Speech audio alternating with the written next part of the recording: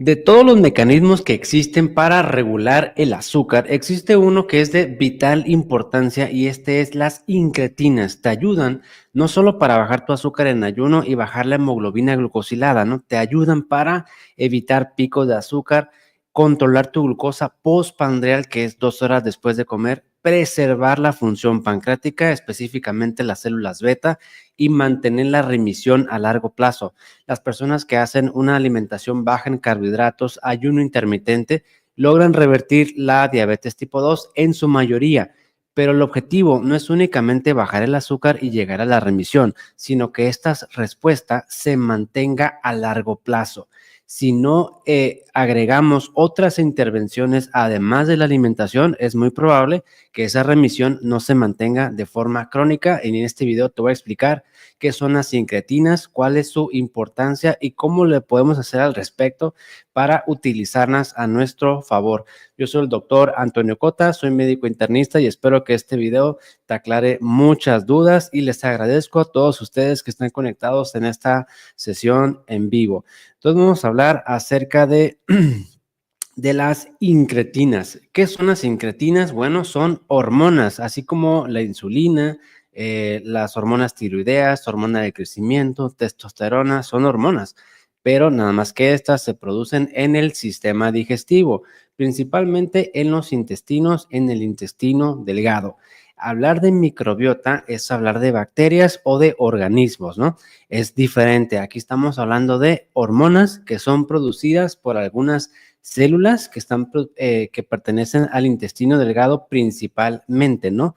¿A qué se le denomina el efecto incretina? Podemos hablar de dos cosas. Podemos hablar de lo que hacen, vamos a comentarlo más adelante, o cómo fueron descubiertas, ¿no? El efecto incretina, así se le llama, porque algunos investigadores años pasados estuvieron viendo cómo se produce el nivel de insulina y compararon, a ver, si uno ingiere azúcar o glucosa por la boca, por vía oral, ¿cuánta insulina produce el páncreas? ¿Y qué tal si esa glucosa la administramos por la vena, de vía intravenosa? La hipótesis era, si el azúcar entra directo a la sangre por vía intravenosa, pues el páncreas tiene que producir más, ¿no? Porque llega directo a la sangre. Y lo que observaron fue que no, se produce más insulina cuando el azúcar proviene por la boca. Incluso se produce insulina antes de que el azúcar suba. Esto llevó a estos científicos a sospechar, hay algo en el sistema digestivo que detecta que hay comida, detecta que hay carbohidratos y produce insulina antes de que el azúcar se eleve. La insulina se produce más cuando uno come por vía oral que cuando se le administra azúcar por vía intravenosa, ¿no? A eso se le llama el efecto incretina.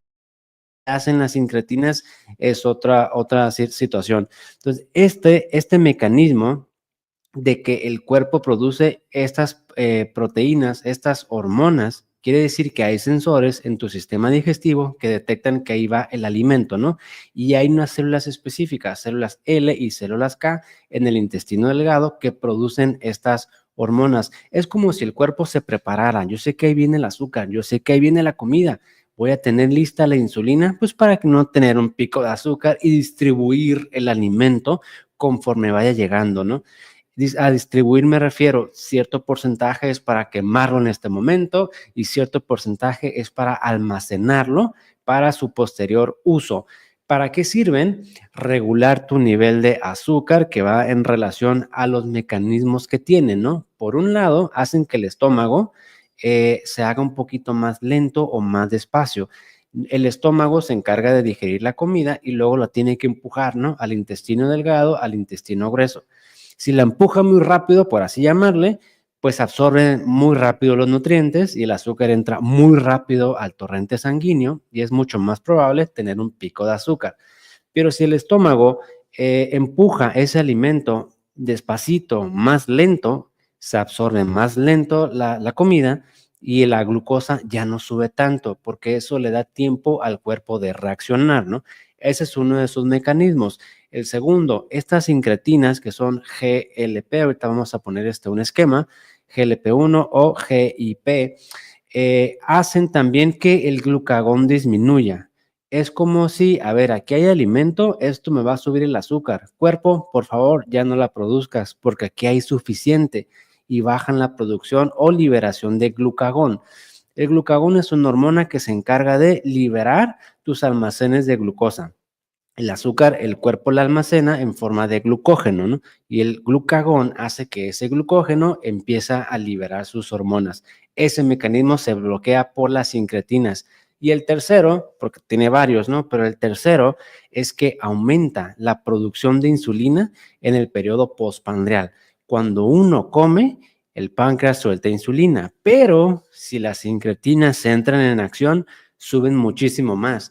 A veces uno tiene la idea, no, pues los carbohidratos estimulan por sí solo la liberación de insulina. Sí, sí, pero las incretinas es un estímulo mucho más poderoso y si lo utilizamos a nuestro favor, es mucho más probable que el azúcar baje, esté bien estable y mantengamos la remisión de la diabetes, entre otras funciones porque también preservan las células beta del páncreas.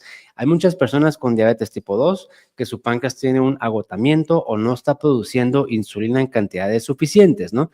A veces lo pueden medir a través de un péptido C que está muy bajito, está muy disminuido, 0.6, 0.5, y se dan cuenta porque a través de la alimentación y los consejos que vamos a compartir más adelante, ese péptido C comienza a aumentar, lo que significa que esas células beta comienzan a recuperar función.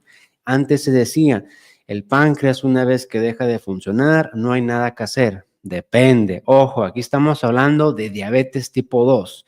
Una diabetes tipo 1 es totalmente diferente. Diabetes 1.5 LADA también es otro tema, ¿no? Diabetes tipo 2 es una alta probabilidad de que sí se pueda recuperar.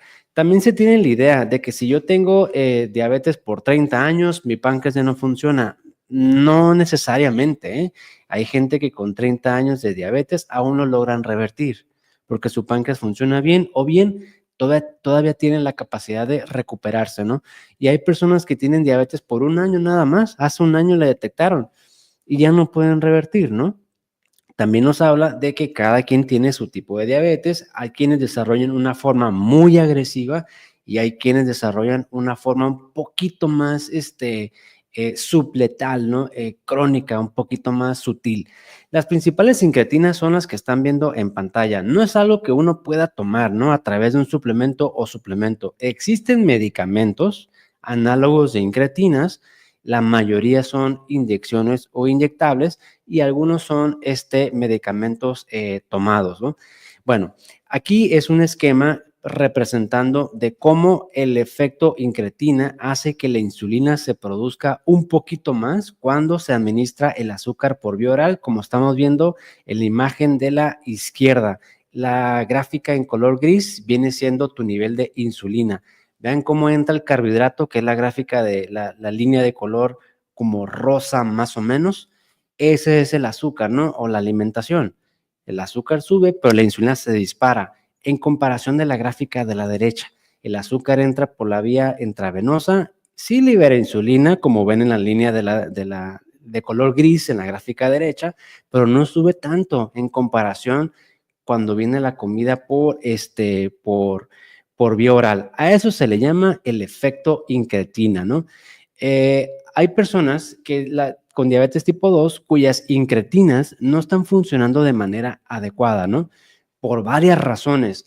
Una sería que han generado resistencia de tanto y tanto y tanto y tanto y tanto que han estimulado y que el cuerpo ha producido eso para bajar su azúcar, pues el cuerpo deja de responder, ¿no? Uno se vuelve también resistente a estas incretinas. ¿Cómo se vence la resistencia? Darle un descanso, ¿no? Mediante el ayuno intermitente. Vamos a darle un descanso a esas células, vamos a dejar estimular tanto para quitar la resistencia. Por otro lado, los medicamentos vencen la resistencia aumentando la cantidad de incretinas y eso te ayuda en un tiempo. Por eso, los medicamentos que existen actualmente, por ejemplo, Ozempic, Trulicity, Mounjaro, que es de los más novedosos o recientes, Saxenda, estos medicamentos, ¿qué te dicen? Inicia en una dosis baja y después hay que subirle, porque En un inicio, el aumentar la cantidad de incretinas te ayuda para vencer esa resistencia, pero después se crea la resistencia. ¿Qué tienes que hacer? Subir la dosis.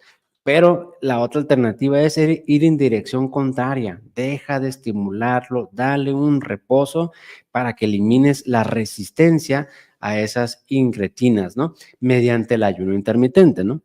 La segunda es una disminución del efecto de incretina en las personas que tienen problemas de la microbiota. La microbiota son las bacterias que hay en el sistema digestivo.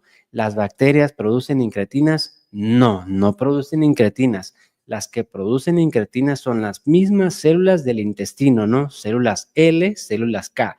Nada más que para que estas células hagan su actividad sin ningún obstáculo, por así llamarle, pues no tienes que tener alteraciones en la permeabilidad intestinal, ¿no? Tú tienes que tener un adecuado tránsito intestinal y que el ambiente, o sea, el lugar donde viven tus células intestinales, no tiene que ser un ambiente hostil. Si hay mucha inflamación, muchas toxinas, muchas sustancias que alteran la función de esas células, no van a estar bien activas. Tener una microbiota es clave, si no, esas incretinas no se van a producir en cantidad o de calidad necesarias. Una disminución también en el efecto de las incretinas hace que tu páncreas dure menos, porque también las incretinas van encargadas a preservar la función de las células beta. ¿Cómo lo hacen? Disminuyen algo que se llama apoptosis. No sé si lo han escuchado, pero la apoptosis le llaman también muerte celular programada. Todo nuestro sistema del ser humano lleva muchas acciones para mantenerse con vida, ¿no? Mantenerse con vida y saludable y metabólicamente funcional, ¿no? Todas las acciones van encaminadas a eso. Y una de esas acciones es la apoptosis. Hay células que tienen que morir porque ya no funcionan bien y tienen que ser reemplazadas por células nuevas. Eso es apoptosis, que se da incluso desde la etapa embrionaria. Cuando una mujer embarazada lleva a su bebé, ahí ocurre apoptosis. Uno pensaría que las células están en crecimiento nada más. No, también se mueren ahí. Hay células que están programadas para morir y que es parte de los mecanismos que el cuerpo utiliza para mantenerse saludable, ¿no? Pues suena ilógico, irrazonable, pero así es como funciona. Bueno, las células beta deberían tener una tasa de apoptosis muy baja, una muerte celular programada muy baja, porque son esenciales para producir insulina. Pero cuando hay un exceso de azúcar, un ambiente muy inflamatorio, mucho cortisol, estrés, esa apoptosis está aumentada. Hace que las células beta mueran, por así llamarle, con mayor facilidad, ¿no? Estas incretinas bajan esa apoptosis. Las células beta también se ven dañadas por acúmulo de grasa intracelular. No necesariamente hablamos de grasa visceral, grasa abdominal, sobrepeso, obesidad, no necesariamente, ¿no? Es grasa que está acumulada en el interior de la célula y eso genera efectos tóxicos que le llaman lipotoxicidad. Las incretinas también disminuyen ese efecto cuidando tu páncreas a largo plazo. Y por último, hay personas que no tienen suficiente poder incretina, por así llamarle, porque no están recibiendo el estímulo adecuado a través de la alimentación. Las incretinas es multifactorial, pero al menos estos 4 puntos son los más frecuentes en los cuales hay una disminución del efecto incretina. ¿Cómo le podemos hacer entonces para utilizar esto a nuestro favor, no? El número 1 es incluir grasas saludables en tu alimentación. Está más que documentado y evidenciado que las grasas de calidad son las que mayormente estimulan la producción de incretinas. Uno pensaría que son los azúcares, los carbohidratos, porque bueno, tienen más azúcar, van a subir más tu glucosa y entre más alto suban tu glucosa, más insulina. Sí, pero aquí estamos hablando de incretinas, ¿no? Producir más incretinas y esas incretinas van en consecuencia a aumentar más tu insulina todavía, ¿no? Como el aceite de oliva, el aceite de oliva extra virgen, el aceite de aguacate, el aguacate, por ejemplo. Esas son grasas, las semillas, nuez de la India, almendras, nuez de macadamia. Esos alimentos estimulan mucho el efecto incretina. De hecho, hay personas que dentro de su proceso de revertir la diabetes no cambian la dieta, así tal cual, por varias razones, ¿no? Pero empiezan a incluir aguacate y o aceite de oliva antes de cada comida, ¿no? Y eso por sí solo les baja el azúcar entre 50 y 80 puntos, aunque sigan comiendo un montón de carbohidratos. Claro que si estas acciones se combinan con bajando carbohidratos, tu comida de calidad, menos aditivos, un ayuno adecuado, pues bajas muchísimo más, ¿no? Lo que quiero decir es que de esta forma puedes estimular el efecto incretina y que te va a ayudar bastante, y si lo combinas con lo demás, pues lógicamente te va a bajar un poquito más el nivel de azúcar, ¿no?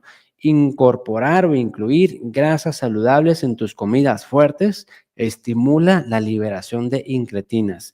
El punto número 2 es la fibra vegetal, ¿no? Así como las verduras te ayudan además para el estreñimiento, para bajar inflamación, para la microbiota, también te ayudan para liberar o producir más incretinas. Esta fibra, digamos que es fermentada o digerida por las células del intestino y también por la microbiota, ¿no? Y eso estimula la liberación de estas hormonas. El ayuno intermitente también te ayuda a utilizar las incretinas, más que nada porque bajas la resistencia como tal a estas incretinas. Dejas de estimularlo. El ayuno, pues no vas a comer por ciertos periodos, ¿no? No vas a producir incretinas, no vas a activar o estimular esas células. Vas a dejar que descansen. Y eso te quita la resistencia. Y también por otro lado, un ayuno 12, 13, 14 horas te ayuda para la microbiota. Por esas dos razones, el ayuno intermitente te ayuda también para producir incretinas. Y tenemos todavía el punto del sueño o ciclo circadiano y la inflamación crónica, ¿no? Durante el sueño, o tener una rutina saludable, flexible, sin demasiada exigencia durante el día, ayuda a que la melatonina se produzca de noche en su pico máximo y que la melatonina disminuya durante el día, que el cortisol aumente durante la mañana y que durante la noche el cortisol disminuya, entre otras cosas que suceden, ¿no?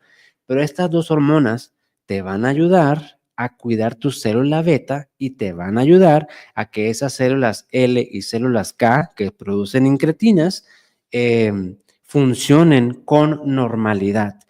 Y la misma inflamación crónica, ¿no?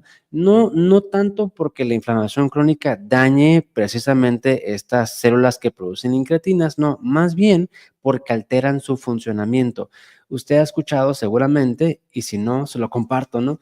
Disruptores hormonales. Disruptores hormonales son sustancias que están presentes en el ambiente, que hay miles de ellas, que en pequeñas cantidades alteran o generan un desequilibrio de tu sistema hormonal.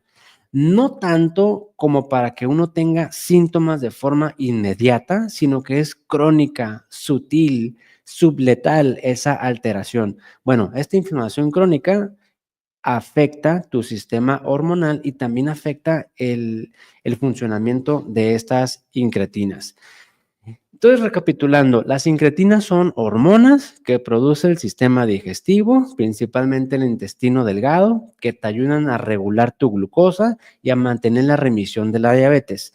¿Cómo lo hacen? Hacen que el estómago suelte comida un poquito más despacio, se produzca menos glucagón cada vez que comes, se produce menos azúcar por el hígado, aumenta la efectividad de esa insulina y la misma cantidad de insulina, y cuidan tu célula beta a largo plazo.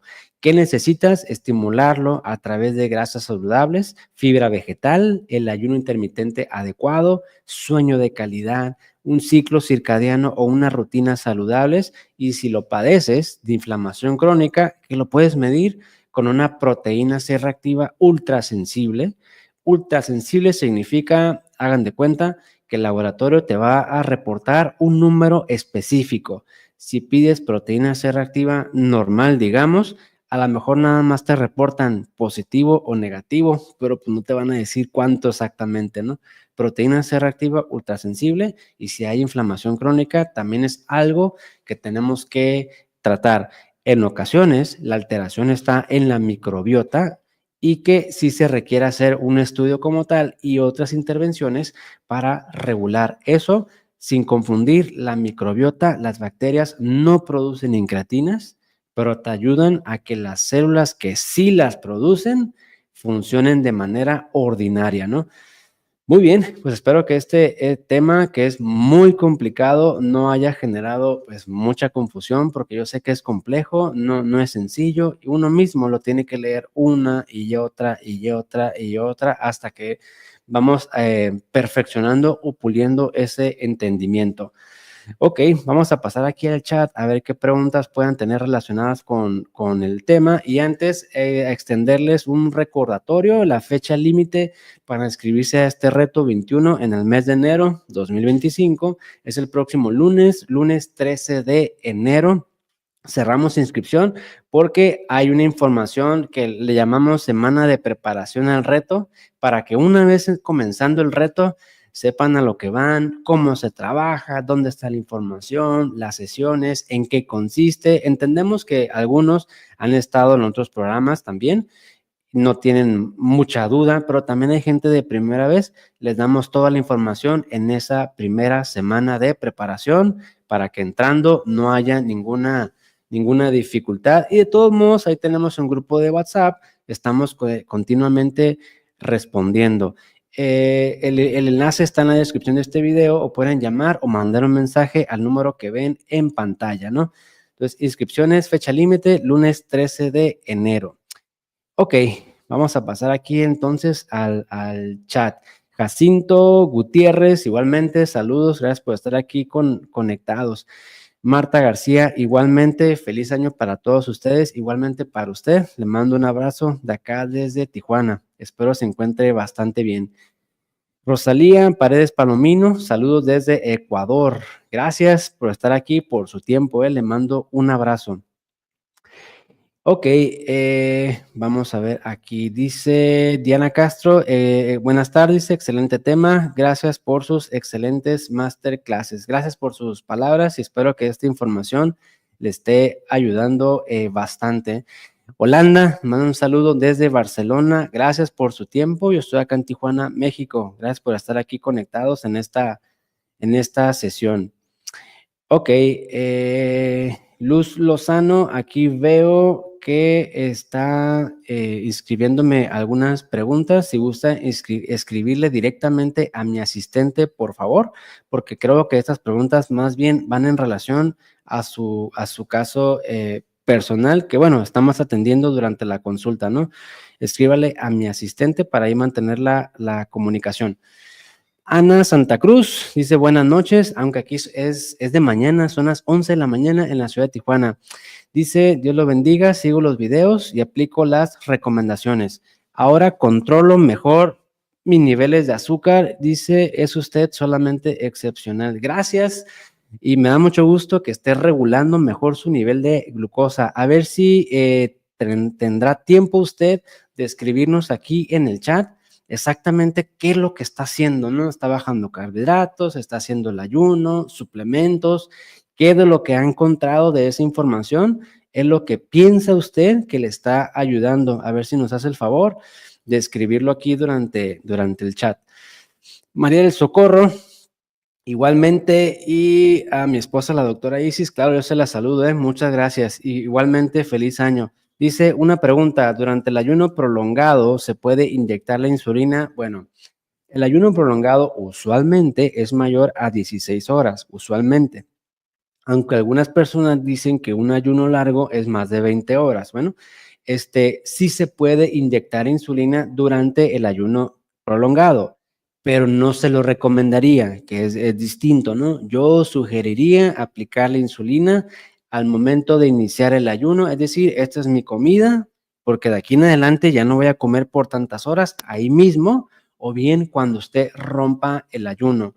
Sí se puede inyectar, pues, en el transcurso, es decir, si usted lleva, es un ejemplo, ¿no? Voy a hacer ayunos de 24 horas, vamos a llamarle, un ayuno largo. Llevo ya 12 horas de ayuno. ¿Me puedo poner la insulina? Pues sí se puede, pero hay mayor riesgo de hipoglucemia, ¿no? Yo me esperaría hasta que termine el ayuno.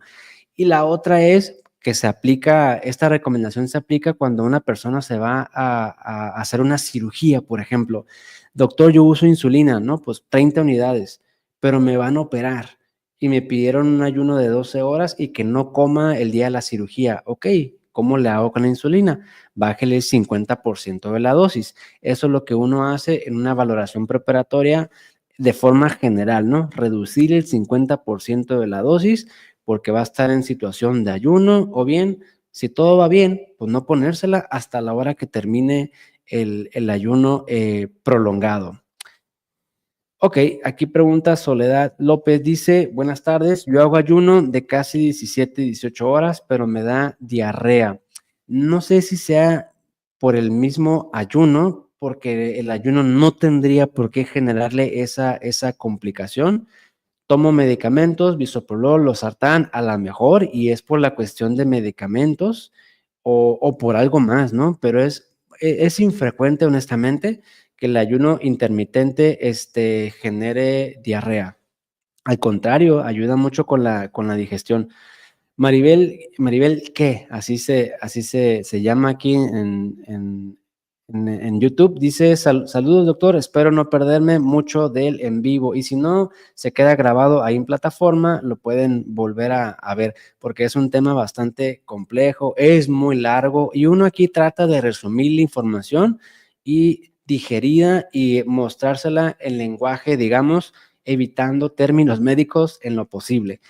Noris Hernández, igualmente un saludo y feliz año. Le mando un fuerte abrazo. Tengo tiempo, de hecho, sin saber de usted. A ver si me regala ahí un mensajito con mi asistente para ver cómo le ha ido, ¿no? Últimamente. Y usted está en Venezuela.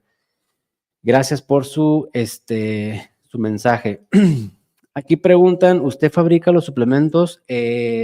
No, yo directamente no. Yo soy médico internista con especialidad en diabetes y obesidad y me dedico pues a atender personas con distintos programas, ¿no?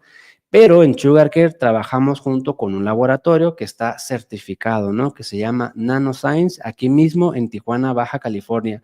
Ellos, bueno, trabajamos en conjunto con la formulación, con pruebas, que el sabor, que si contiene esto, que no contiene aquello, la cantidad, la porción, hasta que ya queda el producto totalmente terminado. Nosotros no lo fabricamos. Hay una empresa que se dedica a eso exclusivamente y que pues tiene los registros, ¿no? Aquí en México, COFEPRIS, en Estados Unidos, FDA. ¿Qué son incretinas? Pues es lo que acabamos de comentar, es las hormonas que produce el sistema digestivo para regular su nivel de azúcar a través de varios mecanismos. Dice, el calostro es recomendable tomarlo para la salud intestinal. Mire, desde mi forma de ver, ¿no? Yo pienso que el cuerpo humano es muy sabio y la naturaleza es muy sabia. Si el calostro se genera durante las primeras lactancias, un recién nacido en los primeros días, en la primera semana, quiere decir que en ese momento es bueno. Y si el calostro se deja de producir, pues quiere decir que ya no lo necesitamos. Eso es a mi manera de ver. ¿Tiene que ver también con la diabetes? Bueno, obviamente se dice que las personas que nacieron por vía cesárea en comparación de parto normal o parto vaginal tienen una microbiota, digamos, un poquito más deficiente, entre comillas.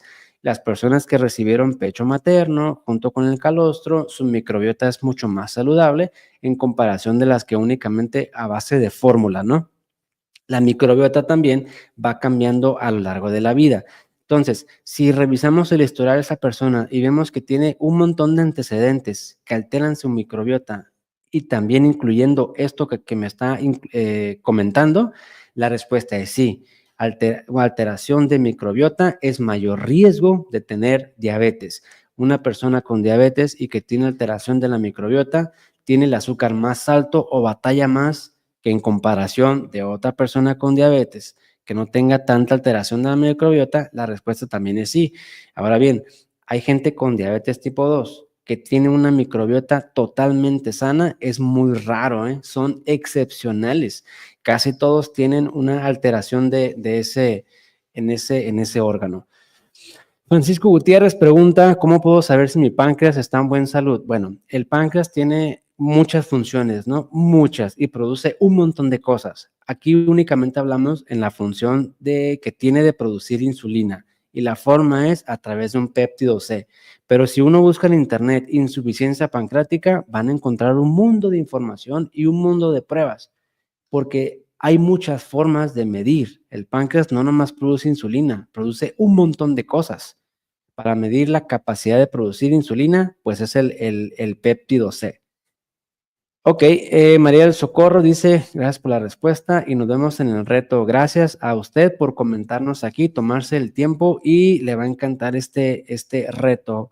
Honestamente es que sí se ve la diferencia entre las personas que toman el programa y las que no toman el programa, ¿no? Cuando toman el reto, se les dé muy tranquilos, muy tranquilas, saben qué hacer, saben qué onda con la distribución del plato, con los carbohidratos, con los suplementos, los análisis, saben qué hacer si el azúcar sube, doctor, yo estaba en 100 y ahora tengo 140, no se estresan, saben que hay desequilibrios temporales de su nivel de azúcar.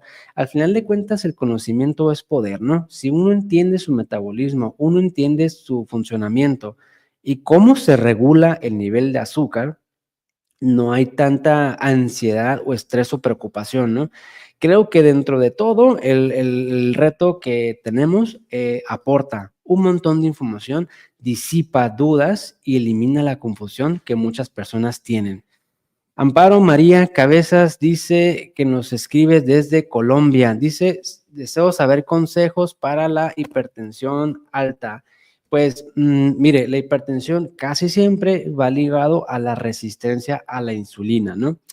Quitando la resistencia a la insulina, muchas personas logran revertir su presión alta. Pero también hay que ver factores exacerbantes, ¿no? El estrés, apnea del sueño y problemas del sueño es lo más común. Apnea del sueño es uno de los trastornos del sueño, pero no es el único. Puede haber un insomnio crónico que es diferente a la apnea del sueño y que también suba la presión arterial. Digamos que la hipertensión puede ser clasificada en dos grupos, ¿no? Esencial o primaria o bien secundaria.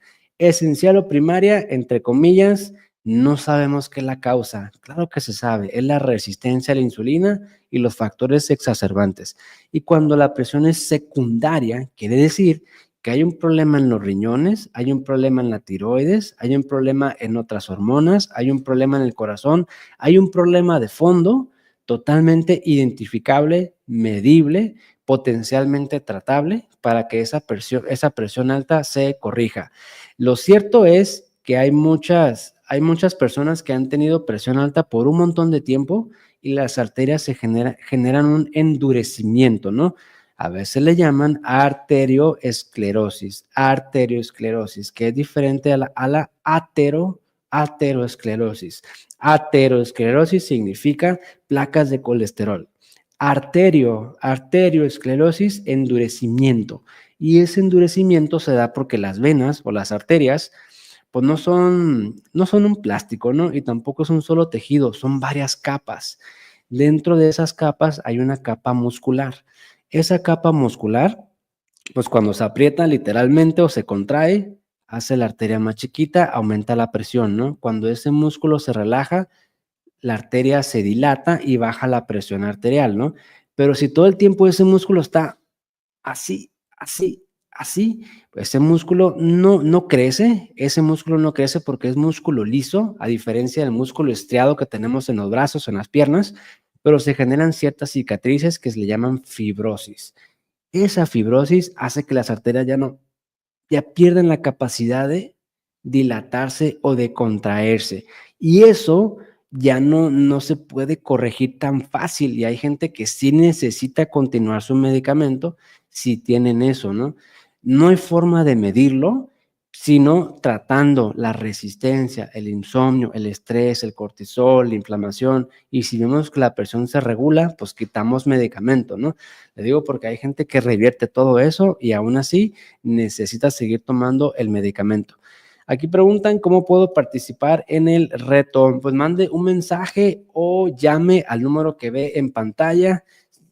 hoy es viernes, el próximo lunes, 13 de enero, es la fecha límite para la inscripción, porque en esa semana comenzamos la preparación, información, material, la dinámica, cómo le vamos a hacer, el menú de la primera semana, las sesiones de la primera semana, para que no haya ninguna confusión a la hora de empezar y que todo el mundo tenga las indicaciones e instrucciones claras, que estemos en el grupo ahí de WhatsApp, un grupo de avisos y un grupo también para estar ahí comentando, aclarando dudas y preguntas. Ok, bueno, este fue el tema de las sincretinas. Gracias por haberse conectado. Yo soy el doctor Antonio Cota y como siempre, un gusto estar aquí con ustedes en estas sesiones en vivo que estaremos publicando con anticipación ahí en la pestaña de comunidad. Gracias y que tengan un excelente fin de semana todos ustedes, ¿eh?